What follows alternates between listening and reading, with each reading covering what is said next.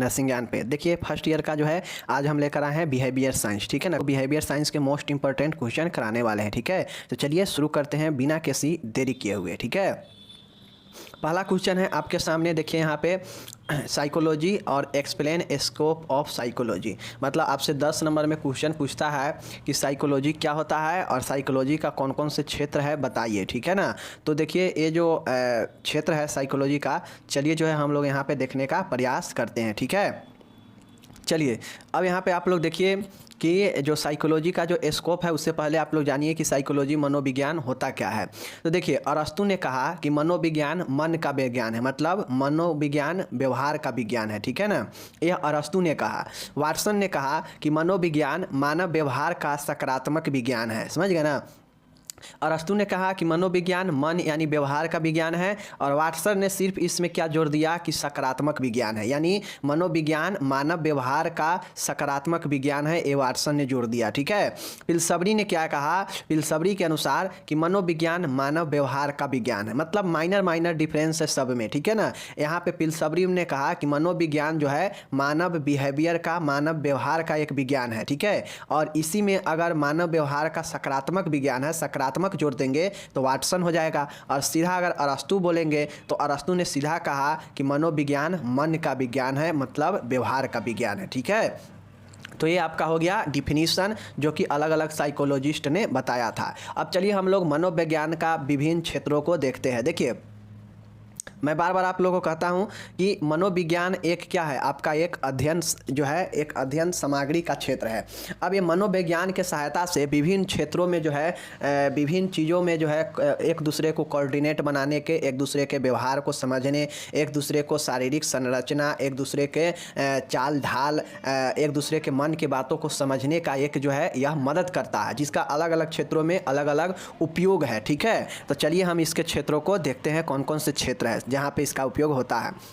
पहला है समान मनोविज्ञान, जनरल साइकोलॉजी। जनरल साइकोलॉजी का मतलब होता है कि इसमें जो अध्ययन किया जाता है, तो यह समान जो मनोविज्ञान है, ये मनोविज्ञान प्राणियों के समान व्यवहारों का साधारण परिस्थितियों में अध्ययन करता है, ठीक है। यह मनोविज्ञान के समान सिद्धांतों और मौलिक नियमों का अध्ययन करता है। इसमें जो है समान व्यक्ति के मानसिक जीवन से संबंधित संवेदना, प्रेरणा, स्मृति, संवेग, कल्पना, चिंता, सीखना, व्यक्तित्व, कुंठा, इस प्रकार के विभिन्न प्रकार के जो है ऐसे व्यवहार का, ऐसे स्थितियों का अध्ययन किया जाता है। तो ये जो है सामाजिक मनोविज्ञान, समान मनोविज्ञान हो गया, ओके। दूसरा है असमान मनोविज्ञान। असमान मनोविज्ञान का मतलब हो गया कि असाधारण और असमान व्यवहारों का अध्ययन जो है इसमें किया जाता है। साथ ही अन्य असाधारण मानसिक अवस्था, असाधारण मतलब जैसे दिन स्वप्न, दिन में सपना देखना, स्मृति भ्रम, लॉस ऑफ मेमोरी, सम्मोहन, हिप्नोसिस आदि भी इस विद्या में अध्ययन किया जाता है। तो यह असमान मनोविज्ञान हो गया और समान मनोविज्ञान, दोनों में अपना अपना अध्ययन ही किया जाता है, ठीक है। तो ये हो गया। तीसरा है मानव मनोविज्ञान। तो इसमें केवल और केवल मानव के व्यवहारों का अध्ययन किया जाता है। तो यह जो है मनोविज्ञान का एक शाखा है, समझ गए ना, मानव मनोविज्ञान, समझ गए। पशु मनोविज्ञान है। पशु मनोविज्ञान को जो है तुलनात्मक मनोविज्ञान भी, कंपैरेटिव साइकोलॉजी भी कहा जाता है, क्योंकि इसमें पशु और व्यवहारों के अध्ययनों को तुलना किया जाता है, समझ गए ना। तो ये है पशु मनोविज्ञान, समझ गए। चलिए पांचवा है व्यक्ति मनोविज्ञान, इंडिविजुअल। अब इसमें होता यह है कि सभी व्यक्तियों के व्यक्तिगत जो ऐसा व्यवहार होता है उसका अध्ययन किया जाता है। तो यह व्यक्ति मनोविज्ञान होता है, समझ गए ना। इंडिविजुअल साइकोलॉजी, व्यक्तिगत मनोविज्ञान, ओके। समूह मनोविज्ञान का मतलब है कि जैसे समूह में बहुत सारे लोग होते हैं तो उनका सबका व्यवहार अलग अलग होता है। तो यह समूहों में उनके सदस्यों को जो है उनके व्यवहारों का अध्ययन किया जाता है, समझ गया। चूँकि यह जो है समूह में सबका अलग अलग व्यवहार होता है, सबका अलग अलग मन होता है, तो यह समूह में रहने वाले व्यक्तियों का अध्ययन किया जाता है। तो यह समूह मनोविज्ञान होता है, समझ गए। सातवां देखिएगा सामाजिक मनोविज्ञान है, सोशल साइकोलॉजी है। अब इसमें जो है ये जो मनोविज्ञान होता है, तो यह समाज में स्थिति, समाज के प्रति चिंतन आदि अध्ययन किया जाता है, समझ गए। इसके द्वारा जो है नियमों का अनुसंधान करना, सामाजिक संबंधों तथा सामाजिक संगठनों को स्थिर कैसे रखना है, ये सामाजिक मनोविज्ञान बताता है। मतलब समाज के बारे में, उसके चिंतन, उसके स्थिति के बारे में अध्ययन किया जाता है और उसको कैसे संगठन बनाया जाए, यह सामाजिक मनोविज्ञान बताता है। तो ये सातवां हो गया सोशल साइकोलॉजी। 8वां है प्रौढ़ मनोविज्ञान। इस शाखा में जो है इस शाखा में प्रौढ़ व्यक्तियों के विभिन्न व्यवहारों का अध्ययन किया जाता है, क्योंकि प्रौढ़ व्यक्ति का व्यवहार बालक के व्यवहार से भिन्न होता है। प्रौढ़ विज्ञान का मनोविज्ञान का मतलब होता है कि इसमें प्रौढ़ व्यक्तियों का अध्ययन किया जाता है, क्योंकि जो प्रौढ़ व्यवहार होता है यह बच्चों के व्यवहार से अलग होता है। एडल्ट का जो व्यवहार होता है यह बच्चे से अलग होता है, इसलिए जो है प्रौढ़ साइकोलॉजी अलग है और बाल साइकोलॉजी अलग है, बाल मनोविज्ञान। अब बाल मनोविज्ञान जो होता है तो इसमें बालक के शारीरिक, मानसिक, सामाजिक, समझ गए ना, संवेगात्मक और गम्यात्मक स्थितियों का अध्ययन किया जाता है। चूँकि इसमें जो है प्रौढ़ का जो व्यवहार होता है, जो स्थिति होता है वह बच्चों से भिन्न होता है, इसीलिए बच्चों को अलग साइकोलॉजी है और प्रौढ़ के लिए अलग साइकोलॉजी है। समझ गए ना, तो यह बाल मनोविज्ञान हो गया। समझ गए, सब बहुत आसान है, बस आपको जो है इसका अध्ययन करते इसको याद कर लेना है कि कौन कौन से है क्षेत्र। समझ गए।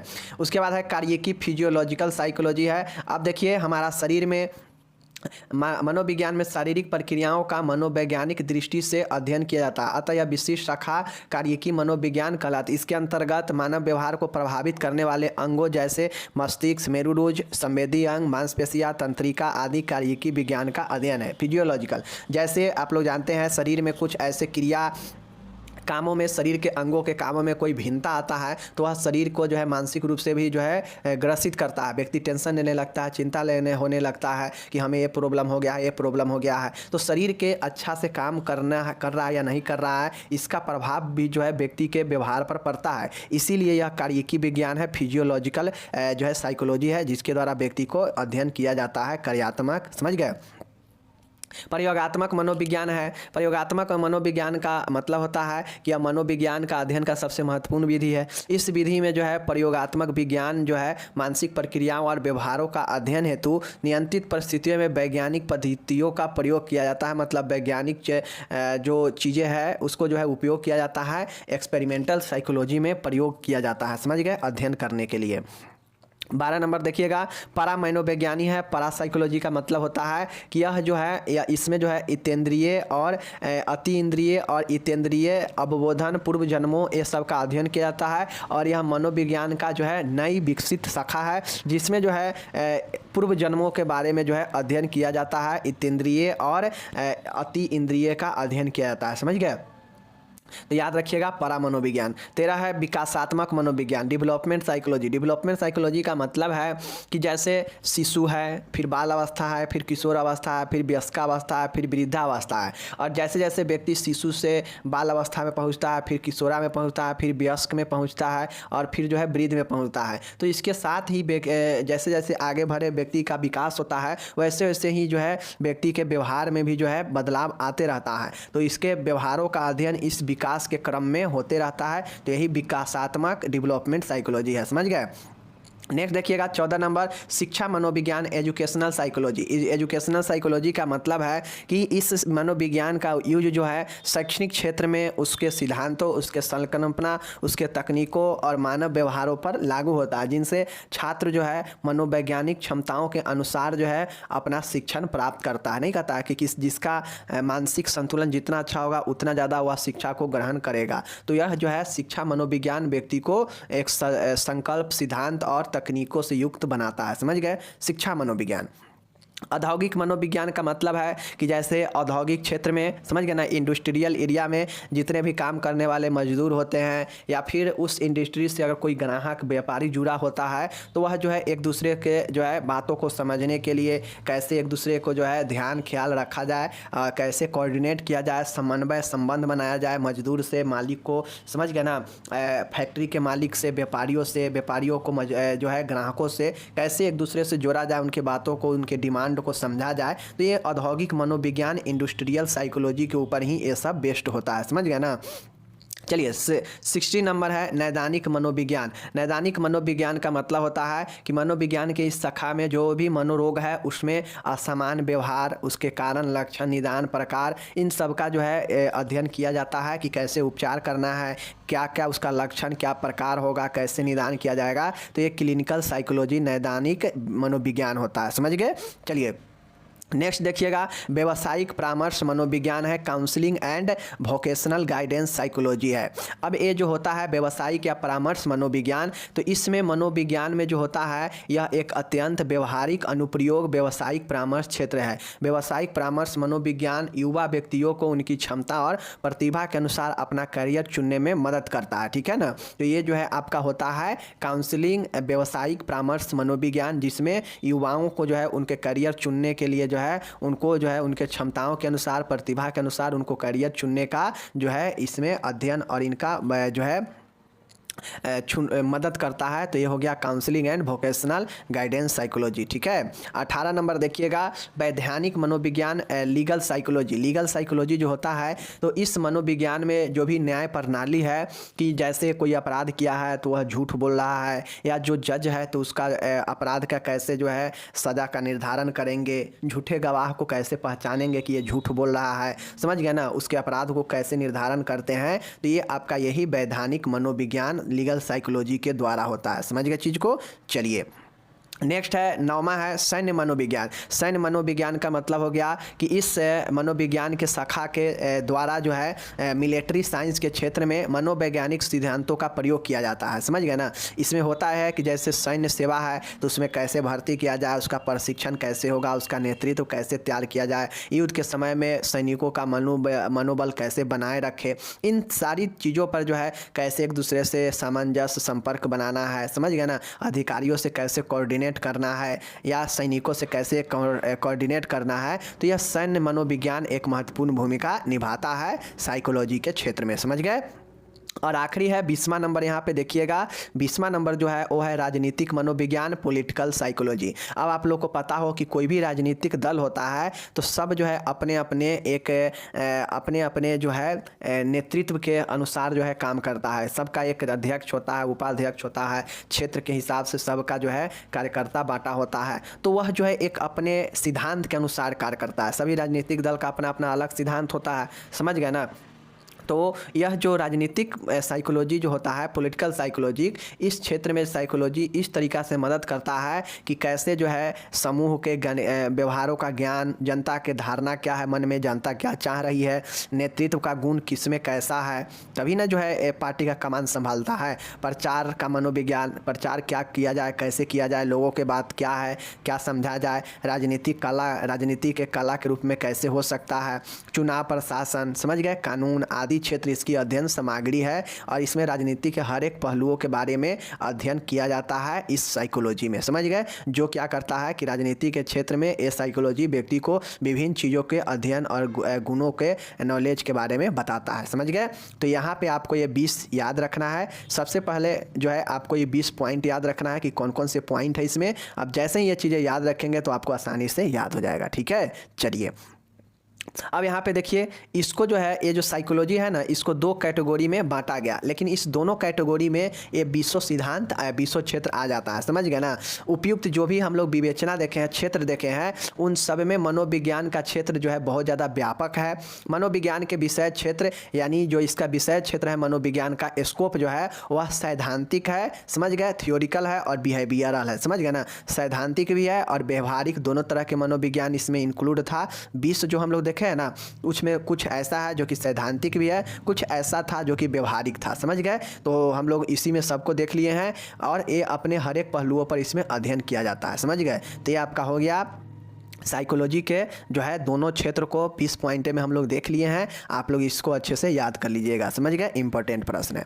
नेक्स्ट आपसे क्वेश्चन पूछेगा, ये भी 10 नंबर के क्वेश्चन है। क्वेश्चन आपसे करेगा कि समाज शास्त्र के विभिन्न शाखाओं के बारे में स्कोप ऑफ साइकोलॉजी, समझ गए, सॉरी स्कोप ऑफ सोशियोलॉजी, मतलब समाज शास्त्र के शाखाओं का अध्ययन करें, या ब्रांचेज ऑफ सोशियोलॉजी, समझ गए। जिस तरीका से ऊपर हम लोग साइकोलॉजी का देखे हैं, मनोविज्ञान का क्षेत्र देखे हैं या शाखा देखे हैं, उसी प्रकार से अब हम लोग यहाँ पे सोशियोलॉजी समाजशास्त्र का भी देखते हैं। दोनों क्वेश्चन में से कोई एक पूछने का उम्मीद है इस बार, ठीक है। समाजशास्त्र के प्रमुख शाखाएं निम्न है। कौन कौन से शाखाएं हैं? इसमें भी 11 शाखाएं हैं, आप लोग ध्यान देकर पढ़िएगा। पहला है प्रयोगात्मक समाजशास्त्र, देखिए एक्सपेरिमेंटल सोशियोलॉजी।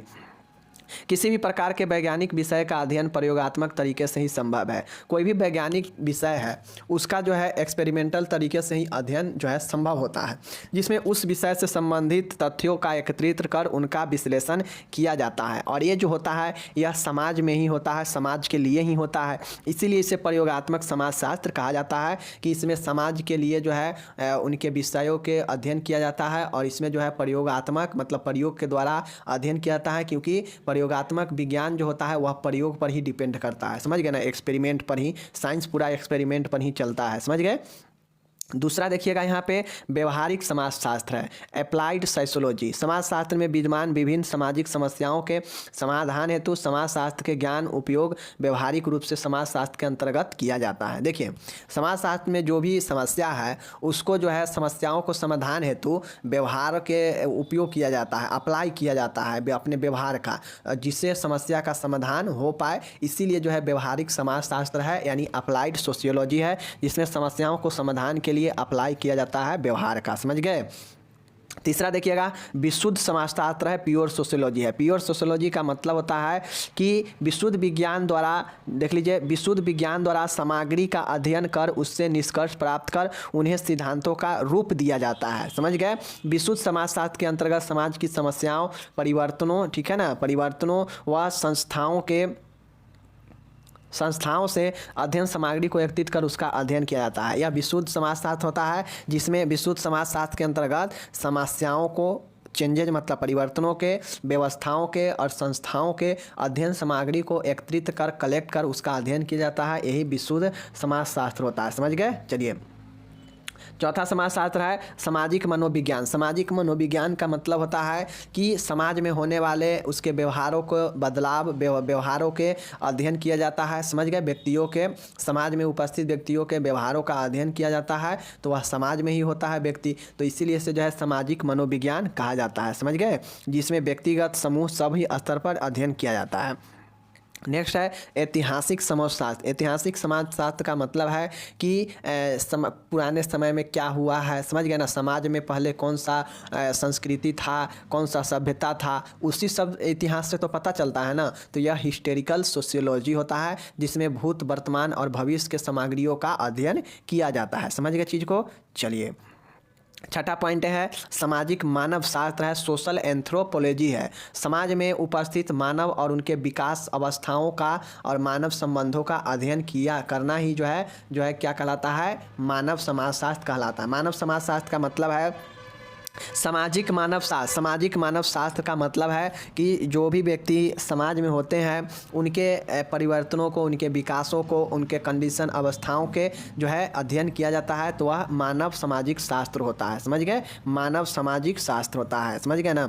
ये हो गया। सातवां है सामाजिक अर्थशास्त्र। समाज में होने वाले विभिन्न तरीका के कार्य प्रणाली, नियम, मांग, उत्पादन, वितरण आदि का अध्ययन करना ही सामाजिक अर्थशास्त्र, सोशल इकोनॉमी कहलाता है। मतलब समाज के इकोनॉमी के बारे में जो अध्ययन किया जाता है, उसके इकोनॉमी के विकास का, उसके कार्य प्रणाली, उसके मांग, उत्पादन, वितरण, इन सब का अध्ययन जो है सामाजिक अर्थशास्त्र में ही किया जाता है। समझ गए।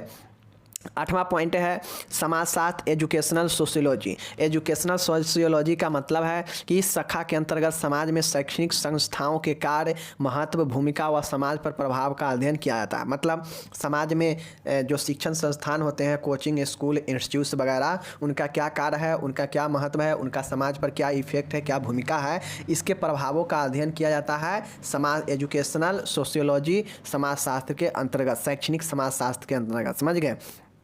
चलिए, नौवां है इंडस्ट्रियल औद्योगिक समाजशास्त्र। औद्योगिक समाजशास्त्र का मतलब है कि इस शाखा के अंतर्गत औद्योगिक इकाइयों में मानवीय संबंधों का अध्ययन किया जाता है। इसके द्वारा औद्योगिक इकाइयों में उपस्थित मानवीय समस्याओं के साधन में इसका प्रयोग किया जाता है। जैसे औद्योगिक समाजशास्त्र मतलब जो भी समाजशास्त्र, समाज में जो भी औद्योगिक इंडस्ट्री है उसमें व्यक्तियों का क्या योगदान है, व्यक्ति का क्या संबंध होता है, इन सभी को जो है अध्ययन किया जाता है। औद्योगिकों के इकाई में उपस्थित जो चीज़ मानव की समस्या है, जो औद्योगिक में उपस्थित होता है, उन सब का जो है इसी औद्योगिक समाजशास्त्र में किया जाता है अध्ययन। ओके।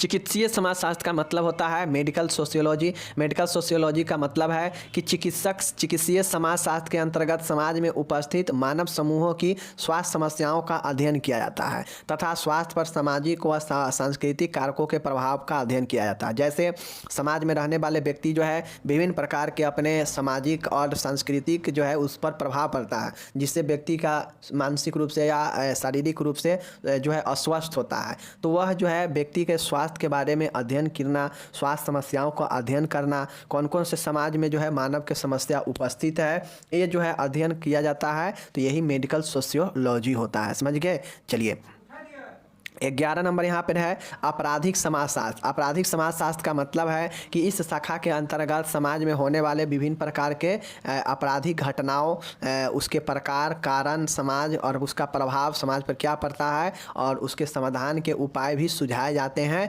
इसी समाजशास्त्र के अंतर्गत। समझ गए? तो ये आपका समाजशास्त्र के 11 जो है चीज़ें हैं समाप्त हो गया। तो आप लोग देख लीजिए कि कौन कौन से है आपराधिक समय, देख लीजिए आप लोग कौन कौन से समाजशास्त्र थे। ठीक है ना? देख लीजिए यहाँ पे आप लोग देख लीजिए। पहला है प्रयोगात्मक समाजशास्त्र, व्यवहारिक समाजशास्त्र, विशुद्ध समाजशास्त्र, ओके, सामाजिक मनोविज्ञान, ऐतिहासिक समाजशास्त्र, सामाजिक मानव शास्त्र, ठीक है, सामाजिक अर्थशास्त्र, समाजशास्त्र, एजुकेशनल सोशियोलॉजी, औद्योगिक समाजशास्त्र और चिकित्सीय समाजशास्त्र और आपराधिक समाजशास्त्र। तो इतना आप लोग याद रखिएगा। अगर पॉइंट सिर्फ याद रखिएगा ना तो खुद से चीज़ों को लिख पाएंगे कि हाँ इस शाखा में फलाने चीज़ को अध्ययन किया जाता है, इसमें चिलाने चीज़ को अध्ययन किया जाता है। तो पहले पॉइंट जरूर याद रखिए। ओके, चलिए अब हम लोग नेक्स्ट क्वेश्चन चलते हैं। ये क्वेश्चन बहुत ज़्यादा इंपॉर्टेंट है। देख लीजिए, समाज को परिभाषित कीजिए, समाज के प्रकार को लिखे, यानी define the society and write down the types of society. समाज के बारे में पूछ रहा है और समाज का जो कौन कौन से प्रकार है देख लीजिए। यहाँ पे देखिए ईवी राइटर के अनुसार, ईवी राइटर ने समाज को क्या कहा? समाज एक अमूर्त अवधारणा है जो एक समूह के सदस्यों के बीच पाए जाने वाले आपसी संबंधों की संपूर्णता का बोध कराती है। ईवी राइटर ने कहा कि समाज एक अमूर्त अवधारणा है जो एक सदस्यों के बीच जो है पाए जाने वाला आपसी संबंधों का संपूर्णता का बोध कराता है। समझ गए ना कि व्यक्ति के अंदर संपूर्ण संबंधों का बोध कराता है और वही समाज होता है, जो कि समाज एक अमूर्त अवधारणा है। समझ गए? जो सबके बीच पाए जाने वाले संबंधों का संपूर्णता को दर्शाता है, बोध कराता है। समझ गए? चलिए अब मैकाबेयर पेज के अनुसार देखिए समाज क्या है। मैकाबेयर पेज का बहुत प्रचलित है। देखिए समाज, मैकाबेयर पेज के अनुसार समाज सामाजिक संबंधों का जाल है। ठीक है ना? मैकाबेयर पेज ने क्या कहा कि समाज जो है हमारे सामाजिक संबंधों का एक जाल है, एक रिलेशन का क्या है? जाल है। समझ गए? आगस्ट आमटे के अनुसार क्या कहा? आगस्ट आमटे का महत्वपूर्ण है, देख लीजिए।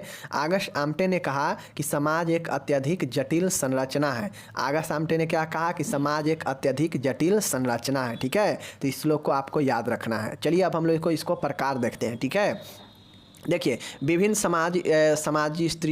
सामाजिक शास्त्रों ने विभिन्न आधारों पर सामाजिक समूहों को वर्गीकरण किया, जिनमें से कुछ आधारों पर किए गए प्रकार निम्न हैं। देखिए अलग अलग समाजशास्त्रियों ने अपने अपने हिसाब से अलग अलग समूहों के वर्गीकरण किया और ये जो है आप लोग देख लीजिए इस प्रकार से है। ठीक है? पहला है सदस्यों के संख्या के आधार पर। पहला कौन सा है? संख्या के आधार पर जो है यहाँ पे बांटा गया। पहला संख्या के आधार पर है। संख्या के आधार पर है तो ऑटोमेटिक है, या तो बड़ा होगा नहीं तो छोटा होगा। ठीक है ना? सदस्यों के संख्या के आधार पर पहला देख लीजिए छोटे समूह है और दूसरा है बड़े समूह। छोटे समूह में कौन कौन से आते हैं? जैसे परिवार हो गया, गांव हो गया, और इनमें जो है परस्पर जो है रिलेशन एक दूसरे से पाया जाता है। छोटे समूह में विश्वसनीयता मिलता है और एक दूसरे से काफ़ी जो है घनिष्ठ होते हैं छोटे समूह वाले। ठीक है ना? जैसे परिवार हो गया, एक परिवार, और गाँव, यह छोटे समूह होता है। ठीक है? बड़े समूह का मतलब है कि इसमें जो होता है सदस्यों की संख्या अधिक होता है और इसमें जो है बड़े समूह में जो है छोटे समूह की तुलना में जो है अंतरक्रिया और जो विश्वास है वो कम पाया जाता है। जैसे एक प्रांत हो गया, एक राष्ट्र हो गया, तो यह बड़े समूह होता है। किसी राज्य का संपूर्ण राज्य की बात करेंगे तो एक राज्य में बहुत सारा करोड़ों में जनसंख्या होता है, तो बड़ा जनसंख्या हुआ ना, यानी बड़ा समूह हुआ वो। एक राष्ट्र का बात करेंगे तो नेशनल लेवल पर एक अगर राष्ट्र का बात करेंगे तो राष्ट्र में बहुत सारे अरबों जनसंख्या है, तो यह भी एक बड़ा संख्या है और सबके बीच में विश्वसनीयता पाया जाना यह असंभव होता है। तो इसलिए बड़े समूह में जो है विश्वास की कमी होता है। यहाँ पे जो सदस्य होते हैं वह बड़ा ज़्यादा होता है समूहों में, और जैसे राष्ट्र और प्रांत। समझ गए? चलिए तो यह सदस्यों के ये देख लीजिए सदस्यों के संख्या के आधार पर हो गया, 2 बड़े और छोटे।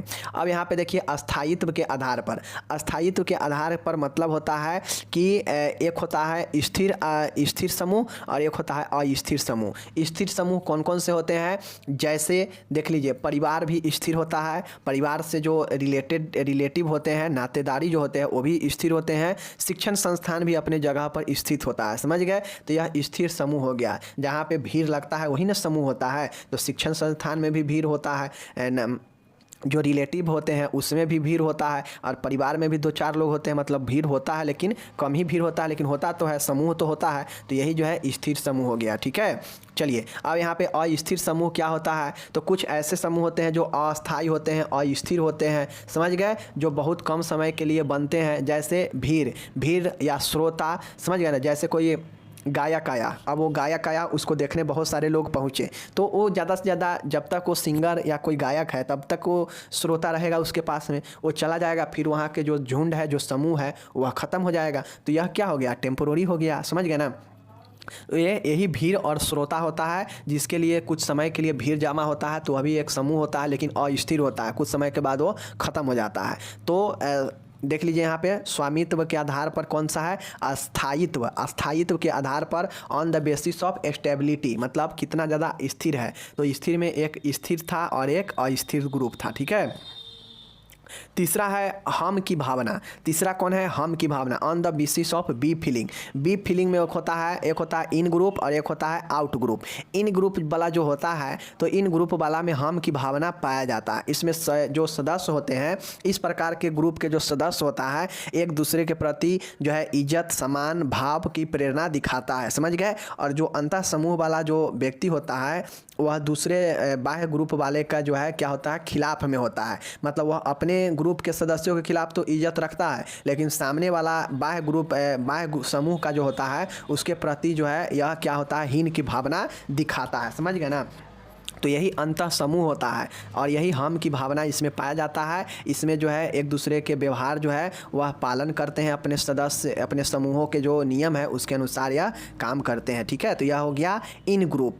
आउट ग्रुप का मतलब है कि बाह्य ग्रुप वो ग्रुप होता है जिसमें इन व्यक्तियों से मिलकर जो औपचारिक रूप से संगठित हो या न हो, लेकिन उनके प्रति हम समूह यानी अंतः समूह वाला जो है उदासीनता, द्वेष, घृणा, प्रतिस्पर्धा तथा संघर्ष का भाव रखते हैं, ठीक है ना। देखिए बाह्य समूह को वे समूह भी कहते हैं। यह उन व्यक्तियों से मिलकर बनता है जो औपचारिक रूप से संगठित हो या न हो, लेकिन उनकी प्रति हम समूह उदासीनता, द्वेष, घृणा भाव रखते हैं। बाह्य समूह किसी भी अंतः समूह का विरोध समूह होता है।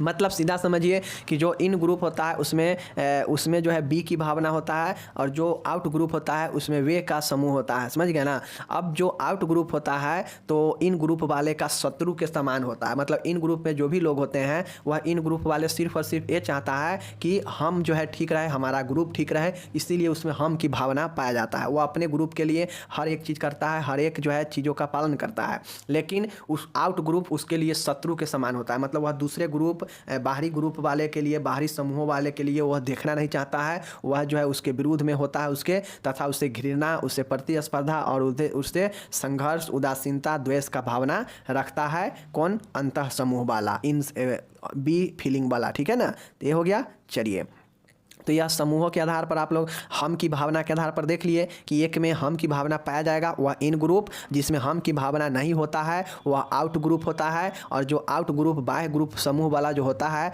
वह इन अंतः समूह वाला का शत्रु के समान होता है, समझ गए। चलिए अब यहाँ पे देखिए चौथा है कार्यात्मक आधार पर। चौथा कौन से है, कार्यात्मक आधार। कार्यात्मक आधार पर मतलब जो समाज है उसको कार्यों के आधार पर बांटा गया है, जैसे शैक्षणिक, व्यावसायिक, राजनीतिक, बौद्धिक, धार्मिक एवं आध्यात्मिक, मनोरंजनात्मक आवश्यकताओं की पूर्ति इसी आधार पर बने समूहों के माध्यम से होता है।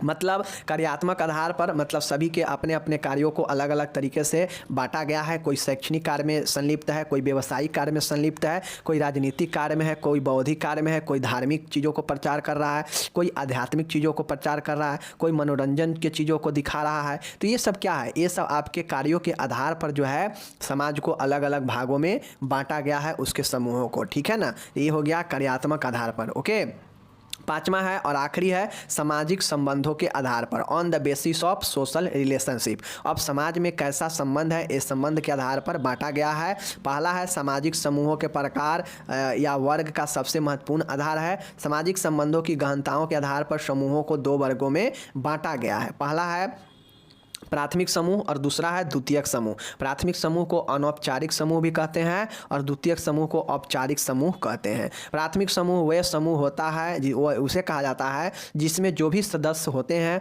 उनमें एक दूसरे के प्रति जो है आदर भाव और एक दूसरे से सभी को डायरेक्ट संबंध होता है। जैसे पिता पुत्र का संबंध, पति पत्नी का संबंध, दादा पोता का संबंध है, समझ गए ना। तो ये सब जो है एक डायरेक्टली संबंध होता है, अर्थात एक दूसरे से संपर्क में रहते हैं, आते हैं, तो यह प्राथमिक समूह होता है, समझ गए। जैसे प्राथमिक समूह कौन हो गया, आपका गांव हो गया, आपका परिवार हो गया। गांव के लोग एक दूसरे से मिलते हैं ना, एक दूसरे से डायरेक्टली संपर्क रखते हैं, तो यह प्राथमिक समूह हो गया, अनौपचारिक समूह, समझ गए। दूसरा यहाँ पे देखिएगा कि द्वितीयक समूह औपचारिक समूह वह समूह होता है, उस समूह को द्वितीयक समूह भी कहते हैं जिसके लिए आमने सामने के संबंध तथा घनिष्ठता का कोई आवश्यकता नहीं पड़ता है। द्वितीयक समूह में जो है प्रेम, घनिष्ठता और आमने सामने का जो संबंध है, डायरेक्ट संबंध, वो नहीं होता है द्वितीयक समूह में। जैसे राज्य हो गया, राज्य से ऊपर जो है स्टेट हो गया, तो ये सब जो है यहाँ का जो भी होगा वह द्वितीयक समूह होगा, समझ गए। चलिए अब यहाँ पे देखिए, द्वितीयक समूहों में उन गुणों का अभाव पाया जाता है जो प्राथमिक समूह में पाए जाते हैं। मतलब जो प्राथमिक समूह में जो गुण होता है वह द्वितीयक समूह में नहीं होता है।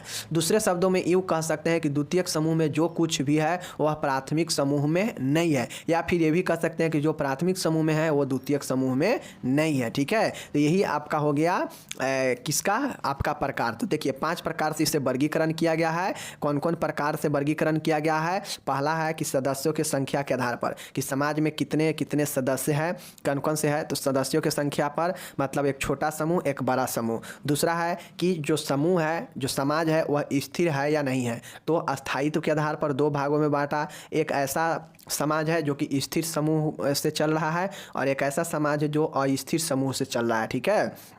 उसके बाद हम की भावना के आधार पर बांटा गया कि एक ऐसे समूह होगा जिसमें अपने ग्रुप के लिए हम की भावना होगा, प्यार से प्यार दुलार सम्मोहन रिस्पेक्ट सब की भावना अंतर समूह में होता है। जबकि हमें ग्रुप वाला में जो आउट ग्रुप के होगा उसमें जो है इस प्रकार से औपचारिक अनौपचारिक संगठित नहीं होता है। इसमें जो होता है वह इन ग्रुप वाले का शत्रु के समान होता है और बाह्य समूह में जो है एक दूसरे से उतना हेल मेल जोल नहीं रहता है, ठीक है।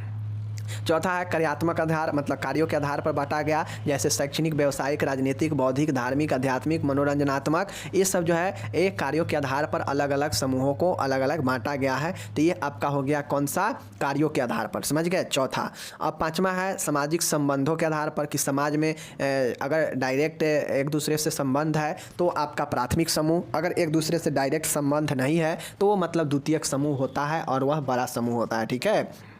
प्राथमिक समूह जो होता है वह जो है छोटा होता है, उसमें प्रेम भावना और संबंध डायरेक्ट का होता है, जैसे गांव और परिवार का समूह के सदस्यों के लोग, ठीक है ना।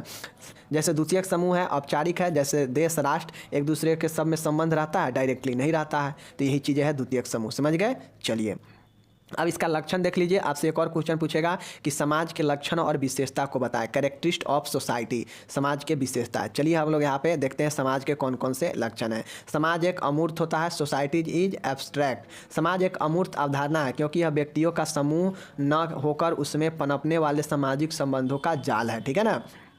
समाज एक अमूर्त है, इसका एक लक्षण या विशेषता है कि इसमें जो है समाज एक अमूर्त अवधारणा इसलिए है क्योंकि यह व्यक्तियों का एक समूह न होकर इसमें पनपने वाले सामाजिक संबंधों का जाल होता है। जैसे एक समूह, एक परिवार में 5 सदस्य है, इस 5 सदस्यों में कहीं ना कहीं एक दूसरे के बीच कोई ना कोई संबंध होगा, तो यह तो संबंध, यह तो समूह एक बाद में ना है। अब यह समूह कैसे बना है, यह संबंध से ही तो समूह बना है ना। तो यही समाज एक अमूर्त है जिसमें इसके व्यक्तियों के बीच समूह से ज़्यादा इम्पोर्टेंट उसमें पनपने वाले संबंधों का एक जाल होता है, ठीक है। दूसरा है जो समाज होता है उसमें मिलनसार होता है। कैसे, लोगों के मिलनसार भावना कारण ही समाज में सामाजिक समूह एवं समाज की स्थापना होती है एवं लोग इसमें रह सकते हैं। समाज में जो होता है व्यक्ति एक दूसरे से मिल के रहते हैं और इसी कारण मिल के रहते हैं तो एक दूसरे से सामाजिक समूह और समाज का स्थापना हो पाता है, समझ गए। तो यह समाज एक मिलनसार भी होता है, समझ गए। तीसरा है पारस्परिक जागरूकता। समाज में लोगों के बीच में एक दूसरे के प्रति जागरूकता होती है, जिससे वह अच्छे अच्छे चीज़ों को जान पाता है, समझ पाता है और एक दूसरे के बीचों में बांट सकता है। तो समाज एक पारस्परिक जागरूकता होता है समाज में, इसका एक विशेषता है। नेक्स्ट है समानता, लाइकनेस। समानता का सिद्धांत समाज के लिए आवश्यक है। समानता समाज निर्माण में महत्वपूर्ण भूमिका निभाती है। जैसे लोग समानता के आधार पर सामाजिक समूहों का निर्माण करते हैं या उससे जुड़ते हैं, ठीक है ना। तो समाज का एक लक्षण समानता है, जिसमें लोग जो है अपने सामाजिक समूहों का निर्माण करते हैं और ये जो है समानता समाज के निर्माण में महत्वपूर्ण भूमिका निभाता भी है और लोग उससे जुड़ते हैं उसी समानता के हिसाब से, ठीक है। तो ये समानता हो गया। पांचवा देखिएगा भिन्नता। समाज में भिन्नता पाया जाता है। समाज में समानता की तरह जो है भिन्नता भी उसका एक अंग है। प्रत्येक समूह को समानता बनाती है, लेकिन भिन्नता उसे बांधती है। जैसे परिवार में भिन्न उम्र, लिंग एवं कार्य के लोग साथ में रहते हैं, ठीक है ना। देखिए समानता क्या करता है, निर्माण करता है समाज का, एक दूसरे को जो है क्या करता है, निर्माण का कार्य करता है, बनाता है। लेकिन जो भिन्नता होता है, यह भिन्नता क्या करता है कि एक दूसरे को संबंध को बांधता है, जकड़ के रखता है। जैसे छोटे बड़े सभी एक दूसरे के साथ जो है मिल कर रहते हैं, चाहे उसका कार्य अलग अलग क्यों ना हो, लेकिन सब तो रहते हैं एक ही घर में ना, एक ही परिवार में, ठीक है। तो समानता और भिन्नता भी इसका लक्षण होता है समाज का। सहयोग एवं संघर्ष। जो समाज होता है, समाज के लोग एक दूसरे को जो है क्या करते हैं, एक दूसरे को जो है सहयोग के द्वारा समाज में लोगों को एक दूसरे से बांधने का कार्य किया जाता है, एवं संघर्ष द्वारा लोग एक दूसरे में अलग होते हैं, ठीक है। संघर्ष एवं सहयोग जो है दोनों एक दूसरे को समाज में देखने को मिलता है, इसका विशेषता है। क्योंकि सहयोग के द्वारा लोग एक दूसरे को सहयोग करके आपस में भाईचारा और बांधते हैं एक दूसरे को प्रेम में। लेकिन संघर्ष जैसे ही होने लगता है तो वह एक दूसरे से अलग भी होने लगते हैं, ठीक है। सातवां यहाँ पे आप लोग देखिएगा परिवर्तनशील, एवर चेंजिंग। समाज धीरे धीरे परिवर्तन होते रहता है, यह लंबे समय तक स्थिर नहीं रहता है। समाज जो होता है वह धीरे धीरे परिवर्तन होता है। जैसे आप लोग पहले देखे होइएगा तो कभी जो है समाज में जो चीज़ पहले देखे होइएगा आज वो चीज़ें बिल्कुल बदल चुका है। तो यही परिवर्तन तो होता है ना कि समाज एक परिवर्तनशील है जो धीरे धीरे बदलते रहता है और यह स्थिर नहीं रहता है। आठवां और आखिरी विशेषता है संस्कृति। प्रत्येक समाज की अपनी अपनी संस्कृति धरोहर है। सांस्कृतिक विविधताएं एक समाज को दूसरे समाज से अलग करता है। अब जैसे आप लोग को पता है संस्कृति क्या करता है कि व्यक्ति को उसके जो है बताता है कि आप किस समाज में रह रहे हैं, और सभी समाज का अपना अलग अलग संस्कृति होता है और संस्कृति एक धरोहर होता है जो व्यक्ति अपना सभी संस्कृति को बचाना चाहता है, समझ गया ना। और यही संस्कृति एक दूसरे समाज को अलग भी करता है, बनाता है, विविधता बताता है। सभी समाज में अलग अलग विविधता पाया जाता है, समझ गया ना। तो ये संस्कृति आपका आठवां पॉइंट जो कि समाज के लक्षण हो गया, ठीक है। तो आप लोग क्या याद रखेंगे समाज के लक्षण में, संस्कृति, समाज के लक्षण या विशेषता में संस्कृति, परिवर्तनशील, सहयोग एवं संघर्ष, भिन्नता, समानता, ठीक है ना, पारस्परिक जागरूकता, मिलनसार, समाज एक अमूर्त है। ये विशेषता इसका या लक्षण कहिए पाया जाता है समाज में, ठीक है। चलिए मिलेंगे अगले वीडियो में, तब तक आप इसको देखिए, प्यार आशीर्वाद दीजिए और खुद को जो है आगे बढ़ाइए और अच्छे से इसको कंप्लीट कर लीजिए। तीनों जो क्वेश्चन कराए हैं बहुत ज़्यादा VVI क्वेश्चन है, समझ गए। हमें लगता है इस तीनों में से एक क्वेश्चन 10 नंबर में आएगा। ओके, धन्यवाद।